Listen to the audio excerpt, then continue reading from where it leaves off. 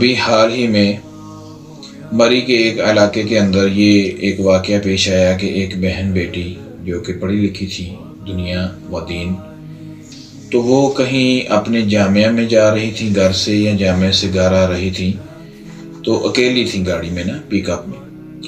تو جب ان کا مقام آیا جہاں انہوں نے اترنا تھا، ان کا سٹاپ آیا، تو ڈرائیور نے گاڑی نہیں روکی، جس وجہ سے اس بہن بیٹی نے یہ سمجھا کہ میں اغوا ہو گئی ہوں۔ شور ڈالنے کے باوجود ڈرائیور گاڑی نہیں روک رہا، اور ان کو مجبوری کی حالت میں چھلانگ لگانی پڑی اپنی عزت بچانے کے لیے، اور پھر وہ زخموں کی تاب نہ لاتے ہوئے دنیا سے رخصت ہو گئی۔ اپنی عزت کی خاطر انہوں نے اپنی جان دے دی۔ بہت افسوس کی بات ہے، اور سن کے پڑھ کے بہت دکھ ہوا ہمارا معاشرہ کس طرف جا رہا ہے۔ لیکن کچھ بھی ہو جائے، ہماری دنیا جتنی بھی ترقی کر جائے، جتنی مرضی تہذیبیں دنیا میں پیدا ہو جائیں، ہم جتنے مرضی اسٹریٹ فارورڈ ہو جائیں، لیکن اللہ اور اس کے رسول کا فیصلہ کہیں نہیں بدل سکتا۔ نہ تو کسی کو اختیار ہے کہ اللہ اس کے رسول کا فیصلہ بدلا جائے، نہ کہ جو اچھا لگا اسے مان لیا، جو اچھا نہ لگا یا تھوڑا نفس پہ گناہ گزرا تو اسے چھوڑ دیا۔ اللہ اس کے رسول کے فیصلے کو ہو بہو اسی طرح ہی ماننا ہے جس طرح اللہ اس کے رسول کا حکم ہے۔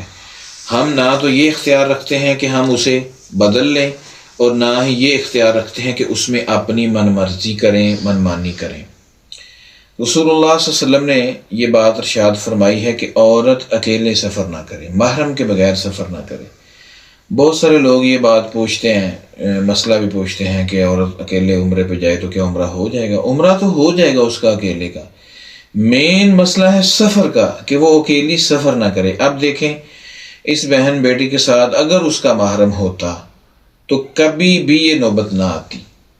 اور یہ تو ایک واقعہ ہے، ایک وقوع ہے، ہزاروں وقوعے ہوتے ہیں، لیکن ہمیں سمجھ نہیں آتی۔ ہم اس کو فیشن سمجھتے ہیں، ہم اس کو بڑی بہادری سمجھتے ہیں کہ جی ہماری بیٹی اکیلے چلی جاتی ہے اسلام آباد، اکیلے آ جاتی ہے۔ میں تنقید نہیں کرتا، لیکن یہ والدین کے لیے لمحہ فکریہ ہے۔ اس مسئلے کو پلیز سمجھیں کہ عورت کا اکیلے سفر کرنا، ایک دن اور رات کا سفر بھی کرنا منع کیا گیا ہے، کیونکہ آپ صلی اللہ علیہ وسلم کے دور میں سفر ہوتے تھے لمبے، سواریوں پہ جانور ہوتے تھے بطور سواری، گھوڑا ہو گیا، کھچر ہو گیا، گدھا ہو گیا، تو یا پھر لوگ پیدل سفر کرتے تھے۔ تو ایک دن اور ایک رات کے سفر کو سب سے چھوٹا سفر سمجھا جاتا تھا، یعنی اتنا سفر بھی وہ اکیلے نہ کرے۔